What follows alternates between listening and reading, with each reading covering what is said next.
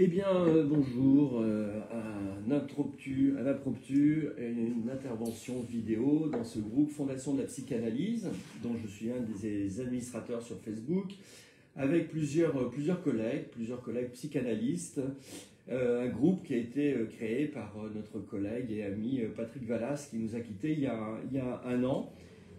Et ce n'est pas le seul groupe qui existe sur Facebook. Et pourquoi ce direct aujourd'hui depuis Paris? Tout simplement parce nous sommes dans une exposition qui est liée indirectement avec la psychanalyse. Ce n'est pas une exposition d'artistes illustratifs ou d'artistes passés par la psychiatrie.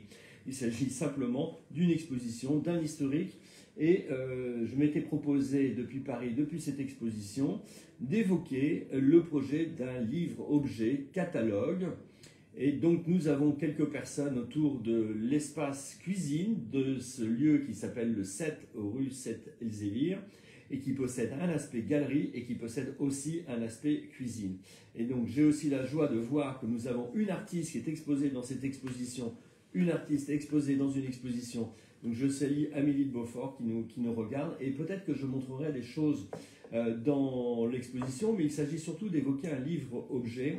Un livre, peut-être par rapport à ce qui a eu lieu cette année, la fameuse exposition Lacan à Pompidou-Metz. L'année dernière, on a eu la joie, à peu près à la même heure, de donner la parole à Bernard Marcadet, qui était l'un des deux commissaires, l'un des 4 commissaires de cette exposition à Pompidou-Metz, ici même. Et j'espère que vous avez toutes et tous fait l'acquisition du catalogue de cette exposition, qui a été remarquable. Nous, on fait autre chose. Comme l'avait dit Bernard Marcadet, on n'est pas du tout commissaire d'exposition. Moi, je suis installé comme psychanalyste à Paris. Mais il nous arrive effectivement de croiser, pas simplement au cabinet, mais également dans la vie et dans les œuvres des artistes. Donc aujourd'hui, la topologie mise en cage, ou la topologie mise en cage, cage ou cage avec un C majuscule, c'est en référence à un grand musicien qui s'appelait John Cage, que j'accroche, que je montre à chaque fois dans ces épisodes d'exposition depuis 2018 où nous avions présenté une première exposition qui s'appelait effectivement La topologie mise en cage. Première exposition qui avait eu lieu rue de Lille, en face de chez Jacques Lacan, et qui était qu'une petite blague, une blague qui est liée d'un cartel avec notre plus saint. Donc le cartel, un groupe de travail monté un peu sur la base lacanienne, avec un plus saint, un transfert de travail de personnes. Et ce plus saint s'appelait Patrick Vallas, que j'ai évoqué tout à l'heure.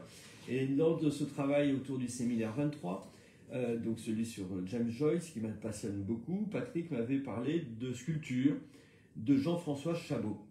Des sculptures qui permettaient de comprendre la traversée du fantasme, d'un point de vue topologique. Jean-François Chabot était peintre, il est devenu psychanalyste. Et au milieu des années 80, effectivement, il avait présenté au Palais de la Découverte un ensemble de structures, très design, on pourrait presque dire. Un livre a été publié, ça a été montré également en Allemagne, ça a suscité des controverses, puisque comme toute théorie, elles sont faites aussi pour être discutées. Mais la particularité de ces nœuds, c'est que moi, je ne les avais jamais vus. Je connaissais le livre de Jean-François Chabot et j'ai appris qu'ils existaient à la campagne, en France. Donc je me suis dit, mais s'ils existent, pourquoi ne pas les remontrer? Donc nous avons montré ce qui était une chaîne, c'est-à-dire un ensemble de formes topologiques, dont une est exposée maintenant ici, puisque j'en ai fait l'acquisition. Et puisqu'il y avait déjà cette première pièce, je me suis dit, pourquoi pas imaginer de présenter d'autres œuvres de personnes, comme par exemple Raymond Hins, qui est connu par son travail dans le mouvement des nouveaux réalismes et qui s'est intéressé particulièrement à Lacan. Et à Pompidou-Metz, on a pu voir une œuvre en néon qui est en fait un nœud borroméen et qu'on avait également présenté en 2018. J'évoque Raymond Hins, je vous ai parlé du lieu où on est dans une cuisine parce qu'en fait, au 7 rue Elzévir, les 3 dernières expositions s'intitulent toujours La topologie mise en cage avec topologie mise en cage du réel, topologie mise en cage du symbolique, topologie mise en cage de l'imaginaire. Voilà, 3 ans, 3 expositions, et la dernière en ce moment, à la date presque mois pour mois, des 50 ans de la 3e conférence de Jacques Lacan à Rome, là où il projette, souvent beaucoup de psychanalystes évoquent le fait de projeter dans l'espace ces fameux nœuds, dont on évoquera également les 2 personnes qui l'ont un petit peu bagué ou qui l'ont peut-être marié avec la topologie. Je regarde aussi, pas directement vous, qui me regardez maintenant ou plus tard, mais d'autres personnes, parce qu'effectivement, il y a dans les deux topologues qui ont apporté ce nœud borroméen, en tous les cas, à partir de la topologie, et pas uniquement de ce nœud borroméen, on a fait un travail jusqu'à peut-être la topologie et le temps, un séminaire assez faramineux, gigantesque de Lacan. Je m'égare. Chaque année, effectivement, dans ce lieu ici, on organise une soirée avec des psychanalystes, des artistes, pour 50 personnes. Et chaque année, il y a une note inédite, ça c'est le carton d'invitation de cette année, qui est à l'envers, moi je le vois à l'endroit, qui est en fait une note inédite de Raymond I sur le séminaire de Jacques Lacan. Donc qu'est-ce que j'essaye d'évoquer par rapport à là? La psychanalyse est intransmissible. Je suis assez fidèle à ce précepte, mais par contre, on peut en dire quelque chose. On peut en dire aussi quelque chose de sa pratique.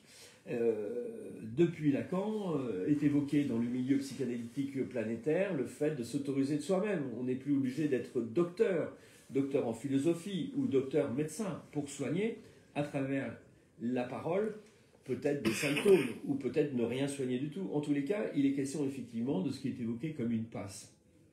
Alors, en plus des œuvres que je présente dans cette exposition, on ne va pas faire le tour de toutes les œuvres, mais je viens de publier un petit ouvrage qui est un livre-objet. Donc j'ai évoqué cette rencontre pour évoquer un futur livre-objet, parce qu'il y en a déjà un premier. Alors, vous voyez ici sur ma droite, vous commencez à apercevoir en doré ce qui n'est pas un bretzel, puisque le bretzel n'est pas topologique, bien que nous aimons beaucoup les bretzels alsaciens, ayant un nom alsacien, qui par anagraphiquement se dit aussi Celan, comme le poète, mais ça ne fait pas de nous des suicidés de la société. Mais dans ce document qui est juste en haut à droite, c'est en fait un livre, je vais vous le montrer. Voilà. C'est un livre-objet, voilà, avec 4 parties, voilà, d'un texte qui évoque mon parcours de psychanalyse, qui évoque aussi différentes problématiques par rapport au nœud borroméen, et par rapport aussi à la question de la cartographie.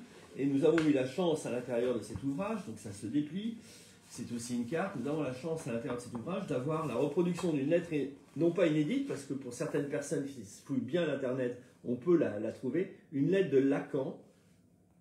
Alors on ne voit pas à qui elle est adressée, parce que nous n'avons pas mis l'enveloppe sur cette édition, mais en fait elle est adressée à Pierre Souris et à Michel Thomé, et cette lettre, elle est intitulée « Où en êtes-vous » Alors, moi, je trouverais ça intéressant, c'est ce que je dis rapidement dans ce texte de 3 pages pour les 50 ans de la troisième, même s'il est sur 4 parties. Où en sommes-nous en 2024? Où en sommes-nous peut-être 50 ans après la question de la passe? Où en sommes-nous peut-être après un demi-siècle? Alors, c'est aussi une carte qui se déplie, parce que pour naviguer dans ce que je suis en train de vous expliquer, il faut bien avoir une carte. Donc là, vous avez une carte du XVIIe siècle, qui est une carte du golfe de Tarente, dans l'Italie du Sud, et qui a la particularité de posséder également 3 îles. Mais je ne vais pas vous raconter toute l'histoire de ces 3 îles, voilà, qui est différente que les îles Borromée, sur lesquelles effectivement Lacan a pris appui. Mais on espère en faire une vraie conférence prochainement autour de ce livre, et ça me permet également d'en parler. Puisque nous sommes dans les triptyques, vous remarquerez également que c'est une sculpture. Donc c'est un livre-objet qui est une sculpture à part entière. Voilà.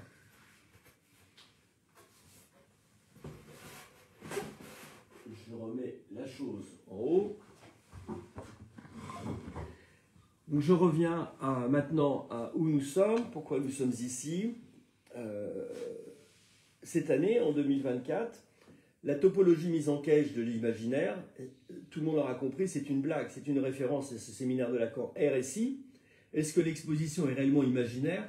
Est-ce qu'elle était vraiment réelle, la première, il y a 3 ans? Est-ce qu'elle était vraiment symbolique? Comme ces fameux nœuds et comme ces 3 registres, l'un ne va pas sans l'autre. Ce sont l'ensemble. Ce qui m'intéresse, et comme on a pu l'apercevoir sur les visiteurs depuis hier, les gens ne viennent pas puiser ici un savoir analytique, où ils auraient d'un seul coup une vision, une extase en voyant telle ou telle œuvre, Par exemple, nous avons une œuvre qui a été particulièrement créée pour cette exposition d'un mathématicien belge qui a convoqué un autre mathématicien, Grothendieck, mais dans ce qu'il nous montre à travers ce collage, lorsqu'on soulève le miroir, le verre, on voit les tétons d'une femme. Bon, d'accord. Est-ce qu'en voyant les tétons d'une femme, on pourrait avoir un moment d'extase? Non, là, j'ai l'impression de vous égarer, mais il y a une autre référence qui nous passionne, c'est le séminaire encore, le séminaire 20 de Jacques Lacan. Donc, entre l'avant et l'après de cette fameuse conférence à Rome, où Lacan va quand même projeter ces fameux neuroméens, il y a un séminaire qui précède, un séminaire qui le suit, où il y a non pas simplement des questions mathématiques de topologie avec de grandes forces esthétiques, il n'y a pas simplement le renouvellement d'une théorie de la psychanalyse, il y a une mise en pratique de quelque chose qui se noue et qui permet d'en comprendre plusieurs éléments, comme celui évoqué par Pierre Soury, donc les deux mathématiciens proches de Lacan, les deux premiers, parce qu'il y aura les plus jeunes, maintenant qui sont un peu moins jeunes, qu'on salue depuis Paris à Buenos Aires, comme notre ami Jean-Michel Vapro, qui lui va par exemple avoir la chance que Lacan lui offre les fameux dessins qu'il faisait pendant ses séminaires. Donc il y a une force esthétique qui est réelle. Lacan peintre, non. Lacan performeur, non. Lacan est psychanalyste, il n'est pas philosophe, il est psychanalyste. Mais il convoque pas simplement dans ses séminaires des références à des œuvres, pour faire style qu'il a une certaine connaissance, il a fréquenté le mouvement surréaliste. Sa femme est quand même très connue par rapport à son premier mari, et elle existe aussi parce qu'elle joue dans une partie de campagne de Renoir. Et comme me le racontait mon ami Jean-Jacques Lebel, lorsqu'on voit une partie de campagne, on peut comprendre peut-être quelque chose de l'origine du monde de Courbet. Et on peut comprendre pourquoi effectivement Lacan a acheté l'origine du monde.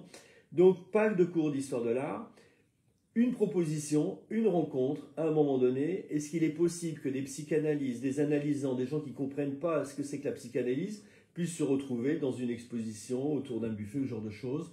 Ça, c'était le pari. Et nous avons eu la chance, hier soir, pour la 3e fois, d'avoir différents psychanalystes de différentes générations, même de différents continents, l'année dernière, avec des collègues de Buenos Aires, autour d'un buffet italien. Ça coulait de source, hein. Lacan, la 3e conférence à Rome. Donc effectivement, c'était un buffet italien. Et on a des collègues qui nous ont rejoints et qui avaient par exemple participé à une journée d'études sur la question de la topologie et la clinique. Et hier soir, lorsque nous étions autour de Bretzel et autour de ses œuvres nouées, on n'en est pas resté simplement à de la théorie, de la pratique.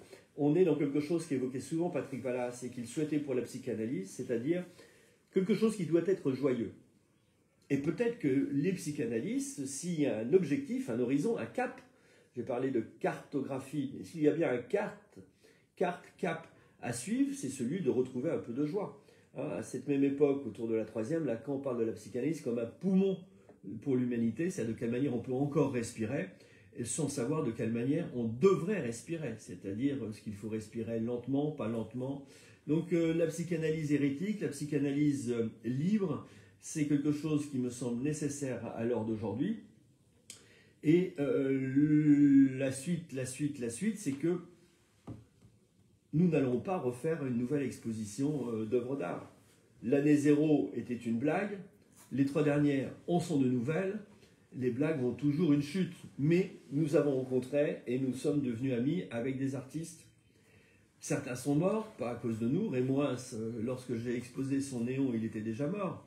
Mais nous avons des amis qui ont été très très proches de Raymond Reims, et c'est pour ça qu'on a pu avoir ces cartons d'invitation qu'on a numérotés, par exemple, très sérieusement. Hier soir, il y avait 23 personnes le 23 novembre, donc 23 cartons numérotés qui partiront certainement d'ici quelques années chez Sotheby's pour quelques centaines d'euros. Ça, j'en suis persuadé. Donc, on vit dans un monde de capitalisme, on vit dans une époque, on sait qu'il y a plusieurs conflits mondiaux, on sait qu'il y a beaucoup de psychanalystes, beaucoup de personnes qui vont mal ou qui vont bien.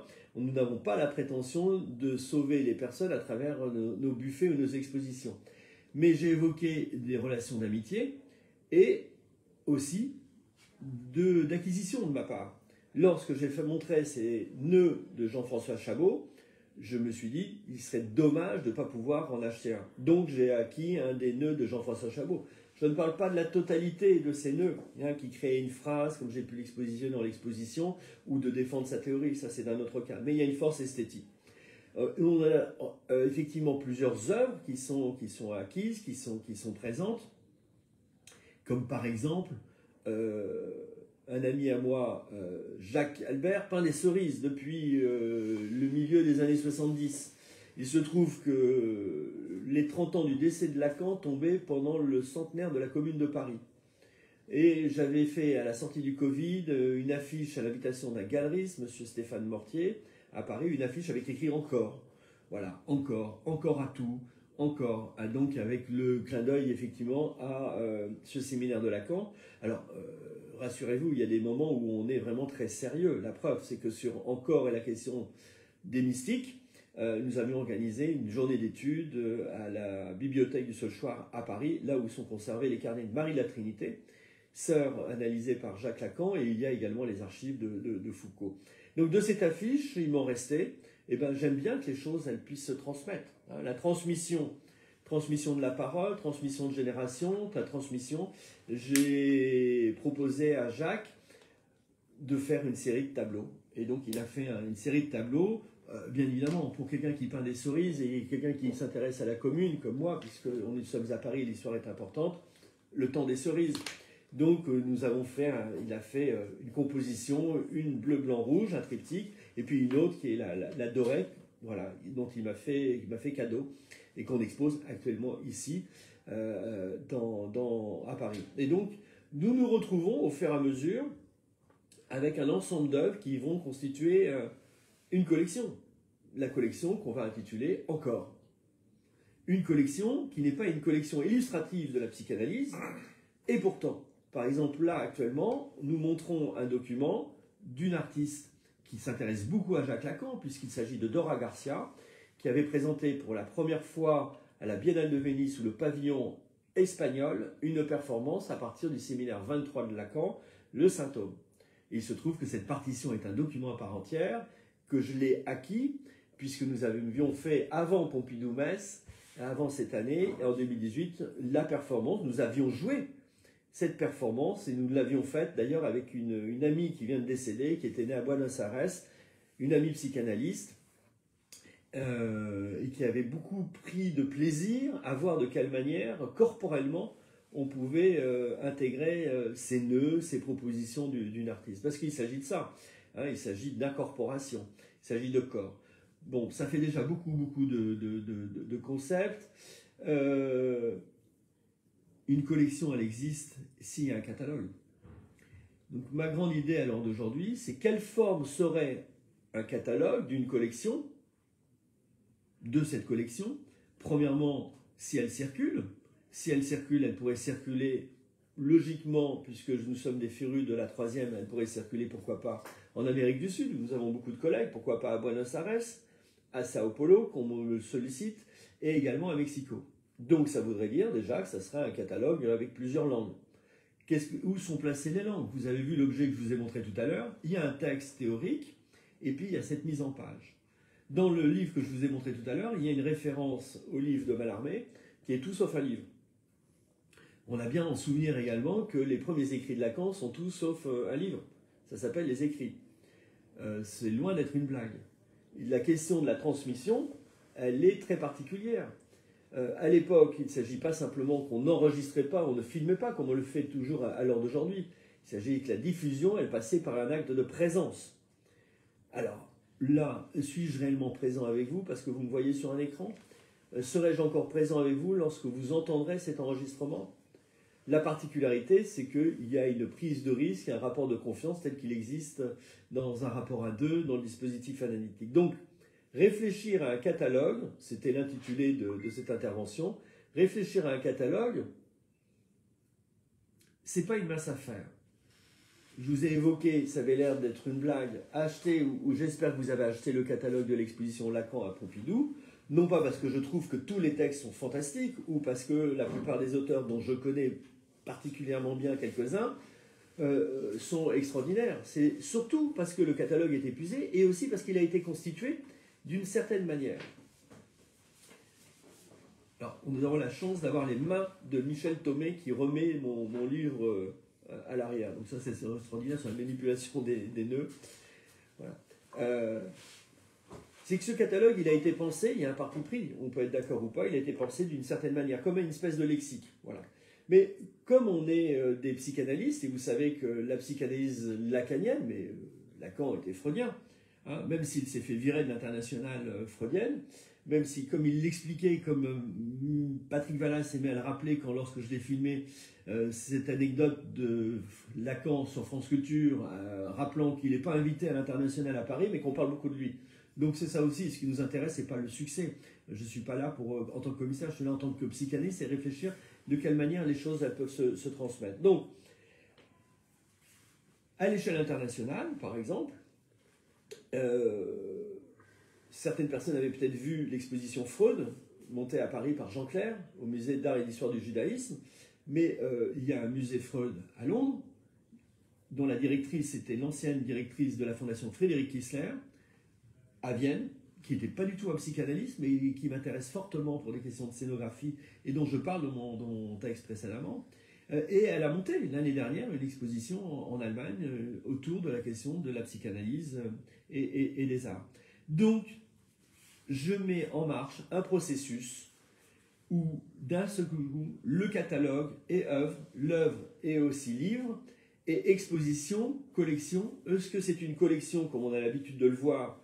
Par exemple, à l'heure d'aujourd'hui, à Paris, il y a 2 grandes expositions au Centre Pompidou, Paris, sur le surréalisme et une autre sur Chaosmose, faite par mon ami Jean-Jacques Lebel, qui assistait aux conférences de Lacan, et à qui je demandais, mais Jean-Jacques, on sait dans les séminaires enregistrés par Patrick Vallas que parfois tu étais apostrophé par Lacan.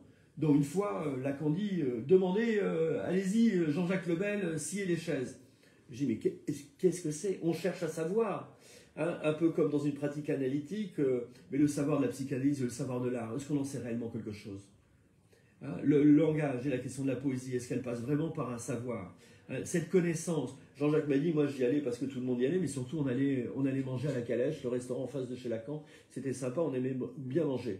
Chose simple, voilà, les psychanalystes ont le droit de faire l'amour, ils ont le droit de divorcer, ils ont le droit de mourir également, ils ont le droit aussi d'organiser des fêtes, d'organiser des dîners, ou aussi, pourquoi pas, des expositions. Donc, un catalogue, quelle serait la forme d'un catalogue qui serait une collection? Ça nous amène à envisager, non pas l'ensemble de ces œuvres réunies, comme je vous ai dit, démonstratives, mais qui seraient enfermées dans une boîte comme un dispositif. Alors, ce n'est pas le moment de parler d'un livre fondamental, même si très fin en termes de pages, de Giorgio Agamben, hein, qui fraye avec les milieux de la psychanalyse, s'appelle le dispositif, la question du dispositif. Donc je me questionne aussi de qu'est-ce que ça serait une boîte dans laquelle il y a à la fois les œuvres, cette boîte s'ouvre, et la boîte en elle-même fait partie de l'exposition. Un autre aspect qu'il faut que j'évoque dans le lieu dans lequel nous sommes, le 7, rue Elzévir à Paris, qui est une galerie, etc., c'est que c'est lié également avec l'agence d'architecture qui s'appelle Canal Architecture. Donc je me suis dit, puisque nous ne reviendrons plus présenter en tous les cas ces expositions en lien avec la psychanalyse ici, peut-être qu'on fera d'autres choses, bien évidemment, pourquoi ne pas faire appel à un designer ou à un architecte de cette fameuse boîte? Et nous en sommes arrivés à la question de la chaise. Alors, rassurez-vous, on ne va pas fabriquer un divan dans la boîte pour analyser des gens dans l'exposition, mais effectivement, nous sommes en train de réfléchir à ce qu'il puisse y avoir dans cette boîte et qu'il soit à part entière une pièce, une chaise, même 2 chaises qui s'emboîtent, sur lesquelles pourraient apparaître effectivement certains documents qui permettraient effectivement de les consulter ou de regarder certaines œuvres. Et donc cette œuvre, chaise, elle a déjà un nom, puisqu'en fait ça sera certainement une réédition d'une œuvre qui avait été faite et commandée pour le ministère de la Culture, je crois. Et bien évidemment, je vous ai parlé de navigation. Alors quel plaisir de vous annoncer que cette chaise, ce sera la frégate. Voilà, la chaise commandée par le ministère de la Culture au début des années 80, je crois qu'il y avait à ce moment-là un ministre qui s'appelait Jacques Lang, a été dessinée et conçue par Patrick Rubin, fondateur de Canal Architecture. Et Canal Architecture nous accueille aussi au 7. Voilà, je crois que j'ai déjà dit pas mal de choses. Est-ce qu'il y a des personnes qui sont soit en ligne ou soit présentes dans cette pièce qui voudraient dire quelque chose?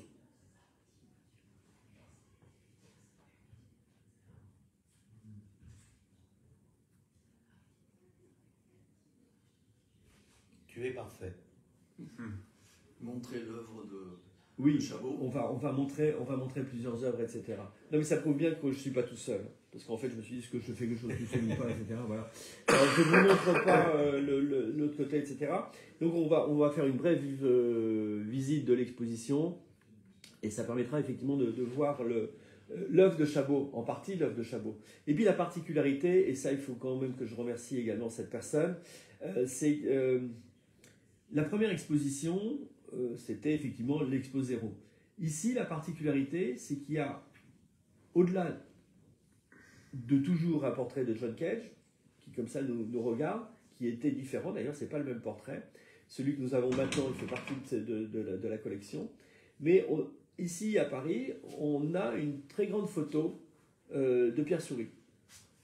Voilà. Et ça, il faut que je remercie Michel Thomé et Judith Broust. Judith Broust, qui est une femme qui a croisé pas que Lacan, qui a eu une relation avec Pierre Souris. Elle a fait un livre qui s'appelle Un suicide a eu lieu rue Malebranche.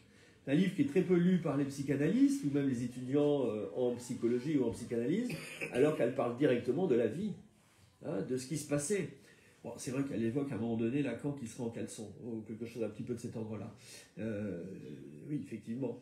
Donc, mais c'est un livre assez intéressant, hein, par quelqu'un qui a beaucoup croisé la psychanalyse. Et à l'intérieur de ce livre, il y avait en tout petit une photo de Pierre Souris. Et donc je me suis dit, mais pourquoi ne pas la faire imprimer en très grand? Ce qui veut dire que lorsque on est aujourd'hui encore, ou les années précédentes, ici dans cette exposition, on est presque à la même taille que Pierre Souris, sachant qu'il s'est suicidé quelques mois après la disparition du docteur Lacan. Avant. Juste avant, mais la même année. C'est le 2 juillet 81, et Lacan, c'est le 9 septembre. Le 9 septembre. Merci Michel. Voilà. Donc je pourrais déplier beaucoup de choses. Simplement vous préciser que le nœud borroméen qui est dans mon livre est également exposé. Je vais le montrer, mais en fait il est constitué pour la première fois au monde, et il y a une raison dans mon texte. Il est constitué non pas de 3 anneaux, mais de 3 taralis, qui sont des biscuits apéritifs, qui sont des biscuits, oui, plutôt des dépouilles, et ça a été réalisé par une céramiste qui fait de la voile également, comme Michel Thomé, comme moi, et comme d'autres personnes, puisque notre objectif, c'est de faire de la voile. Et je me souviens qu'une collègue psychanalyste, lors d'un congrès en Europe, à Paris, l'année dernière, durant une milonga, a proposé que nous allions monter l'exposition au Brésil avec Michel Thomé et que nous arrivions envoyés. Donc, pourquoi pas. On va faire une brève visite, comme ça me permet de voir un peu toutes les œuvres.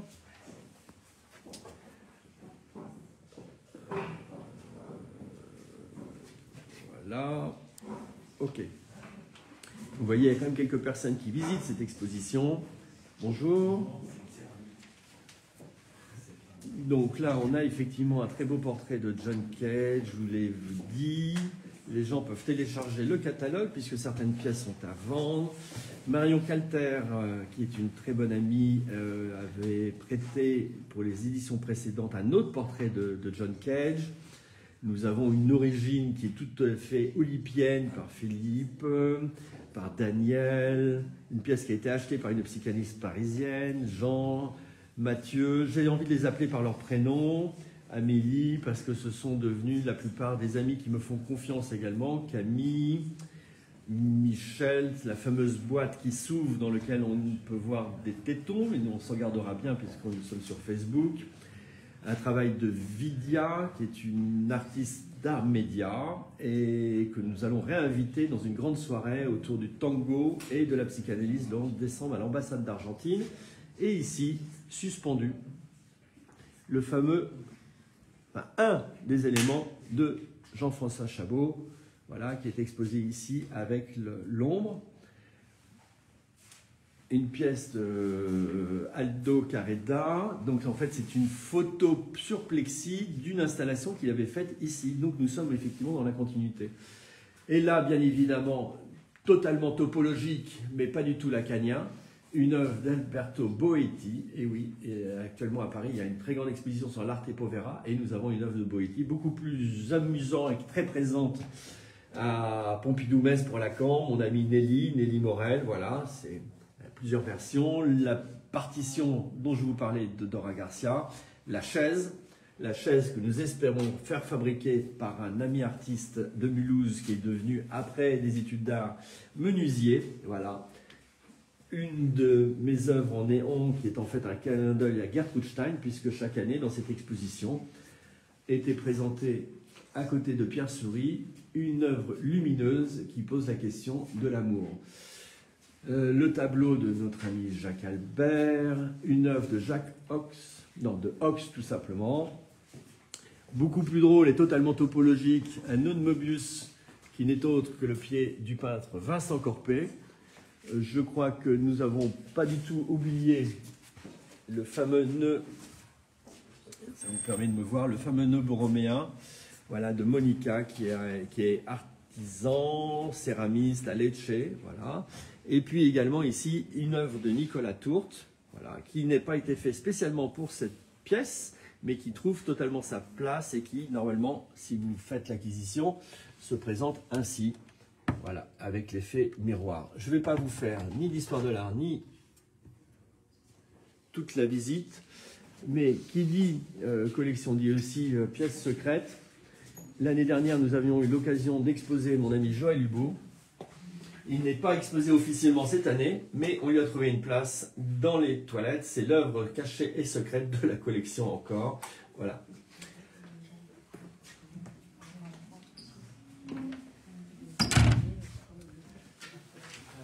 Je pense que j'ai déjà beaucoup parlé.